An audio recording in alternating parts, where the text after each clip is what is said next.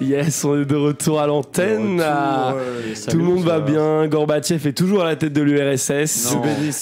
Mitterrand est toujours à la tête de la France. On vient de retrouver l'épave du Titanic au fin fond de l'Atlantique.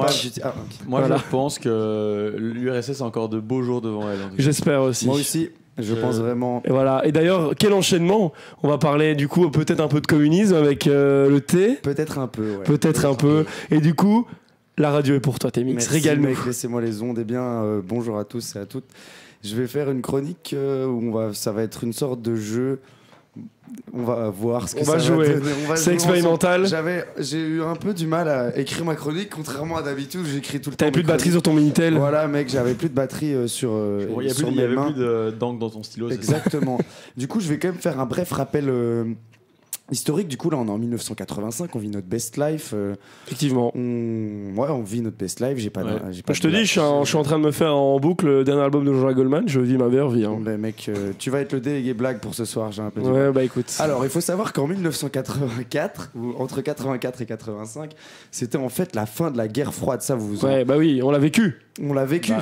La chute. En fait, là, on a vécu. L'URSS, oui, elle est toujours là. Mais j'ai une petite idée que ça va quand même peut-être se terminer bientôt. Au moins la crise des missiles est finie quand même. Oui, avec Cuba, il y a quelques années. On a eu chaud notre cucu. Mais juste pour la forme, je vais un peu imaginer ce qui pourrait se passer dans les années à venir, juste pour qu'il y ait un contexte, parce que c'est des informations importantes.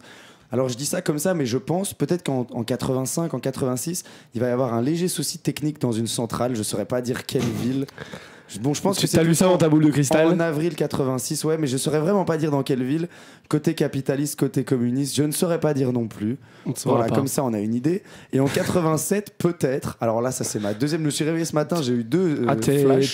Tu es la Madame Irma de ce studio. Exactement. Mais le deuxième flash est encore plus intense que le premier. Peut-être qu'en 87, Gorbatchev, donc notre maître à tous, notre maître à penser, notre Aïs à va tous, instaurer deux concepts. Là, c'est moi qui les ai nommés comme ça, mais peut-être qu'il les appellera autrement. La perestroïka et le glasnost. Je sais pas, on dirait un cocktail à base de vodka. Oui, c'est plus ou moins ça. Donc comme ça, on a une petite comment idée. Tu fais pour Je parle russe en fait. Ce sont les deux seuls mots que je sais dire par contre. Perestroïka et glasnost. Je le dis bien en plus. Je me suis entraîné devant la glace à la place d'écrire ma chronique sur mon Minitel. Je trouvais ça plus intéressant, la prononciation. Alors concentrons-nous.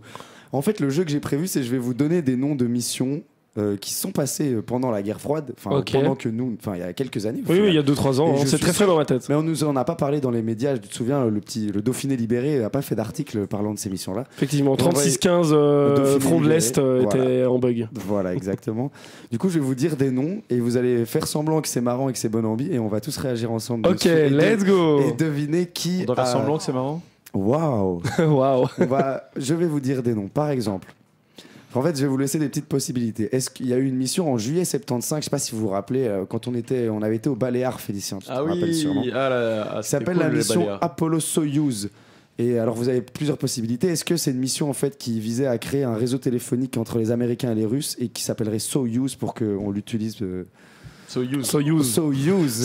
Quand tu décroches ton fixe, tu fais Soyuz. Tu entends Soyuz et du coup, tu es obligé de l'utiliser. C'est genre une indication. Est-ce que plutôt c'est la mission Apollo-Soyuz, c'est pas une mission en fait pour aller faire du ski dans la station de Soyuz en Russie. Soyuz. Voilà. Entre Gorbatchev et le président américain. Ou est-ce que c'est la première mission spatiale conjointe entre l'URSS et les États-Unis? Je pense que c'est la numéro 3. Moi, je pense que c'est la numéro 1.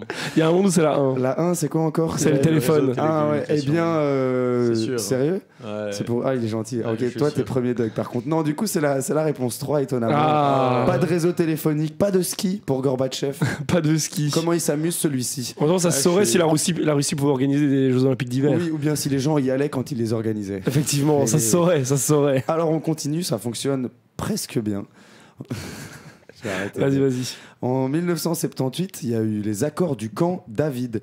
Alors, plusieurs possibilités. Encore une fois, je vous ai vraiment préparé des possibilités aux petits oignons. Est-ce que David, en fait, c'était un Russe qui faisait des formations pour gagner plus de 100 roubles par mois et du coup qui avait créé un camp qui s'appelle le camp David où il montrait en achetant la formation 100 roubles par mois.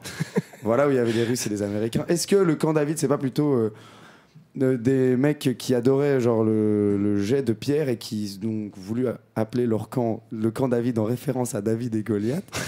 Ou est-ce que la signature des accords du camp David, c'est pas juste le fait que l'Égypte ait reconnu Israël? D'accord. Alors je dirais bien la numéro 2 où je vois déjà bien les... Moi je pense que c'est la 1. Ouais, la 2, non c'est vrai la 2 où ils iraient crapahuter dans les montagnes et ils iraient se lancer des pierres sur la tronche. Eh bien les gars, je suis content d'être pote avec vous, j'ai affaire à deux garçons de culture, c'était ni l'une ni l'autre, c'était la 3 en fait. C'est dingue parce que dans David, dans Accord de camp David, on n'entend ni Égypte ni Israël, tu vois. Donc c'est pour ça que j'ai pas pensé à la 3. Non mais je comprends, mais vous savez quoi les gars, on apprend des choses. Mais moi j'étais trop occupé à répéter mes pas de disco, tu vois. Moi l'année passée, mec, j'étais au Macumba Night tous les samedis. Ah bah écoute, j'étais occupé. Moi j'écoute un petit rocker qui fait ses glucides. J'allais directement avec ma Harley au Macumba. Vous connaissez Johnny Hallyday? Non. Johnny quoi? Johnny Hallyday. Ah oui, le mec un peu has-been là. Ouais, non. Il est méga has-been, si. Il commence. Pour le moment, il remonte. C'est vrai. Ah oui, il avait chanté des titres dans les années 70, c'est vrai, j'avais oublié. Il commence à revenir en ce moment. Moi, je suis vraiment très fan. Ouais, tu penses que ça va. Quand j'aurai 40-50 ans, je penserai à me faire un tatouage de lui sur mon pec. Ah, ok, d'accord. Ah, tu veux retirer Fatima et Myriam. Ouais. Tu mets un couteau dans le dos comme Exactement. ça. Exactement. Non, mais je les ai déjà retirés, Fatima et Myriam. Ah, ok, donc je suis tout seul là. Ouais. C'est pas grave, personne ne verra mes pecs. Je continue. On va se faire ban. On va se faire ban. Parce qu'on parle de mes pecs. Oui, effectivement. C'est vrai, du contenu sensible. Si on voit tes pecs. Allez, je les sors. Qu'est-ce qui s'est passé? Je sais pas si vous vous rappeliez, du coup, il y a 5 ans. Il y a 6 ans plutôt, le 18 juin 1979. Est-ce que vous vous souvenez où est-ce que vous étiez ce jour-là? 79, je pense que je commençais mon service militaire, moi. Allez, moi j'étais à la piscine. À la piscine, tu faisais des longueurs municipale de Tubize, oui, je faisais beaucoup de longueurs. Piscine municipale de Tubize. Ah, j'avais du mal aussi.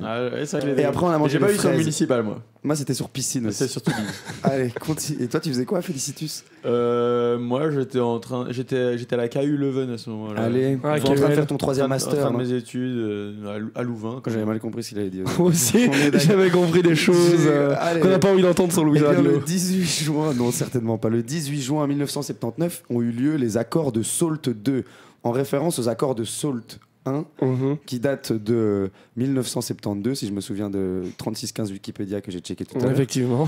Et alors, encore une fois, plusieurs possibilités que je vais pas inventer maintenant, elles sont écrites. C'est faux, depuis tout à l'heure, je les invente.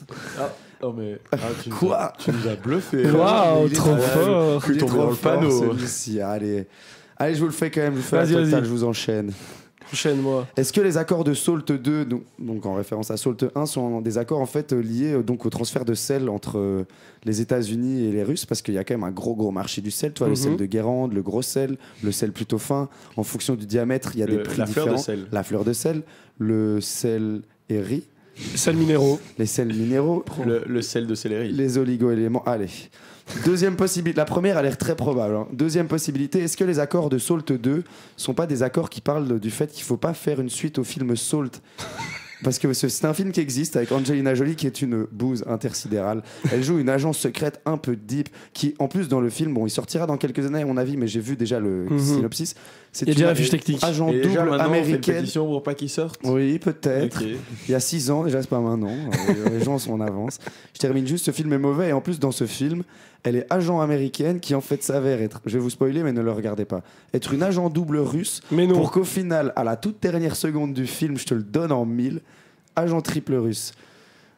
Agent triple russe, une américaine pour les Russes qui baise les Russes. Exactement. Et bien, c'est sur ces belles paroles et sur l'absence du film Salt 2, grâce à Dieu, que j'arrête ma chronique. Mais on n'a pas la réponse du coup. C'est pas Salt. Si, pardon. Oui, j'ai oublié la troisième possibilité. Vous auriez pu répondre la 1 ou la 2. Moi j'aurais répondu les deux. Ok, parfait. Mais du coup, la réponse était ailleurs, les mecs. La réponse, c'était les accords SALT. C'est les premiers accords entre les Américains et les Russes pour commencer à calmer un peu le jeu autour des armes nucléaires, par exemple. Et aussi autour du sel, par contre. Ils parlaient de bombes et du sel en même temps. Je pense que ça marquera vraiment des décennies de paix entre la Russie et le reste du monde. Je pense que cette chronique va marquer aussi des décennies et des décennies de chroniques. De chroniques radiophoniques. Jusqu'en 2020. Tu vas inspirer des chroniqueurs pendant des années. Je pense. 86, il n'y avait pas encore beaucoup de chroniqueurs. Peut-être que le radio sera encore là dans 20 ans, on ne sait pas. Hein. Peut-être. Je ne crois pas. Ah, tu ne crois pas? Tu nous donnes un avenir très peu probant. J'ai ressorti ma boule de cristal.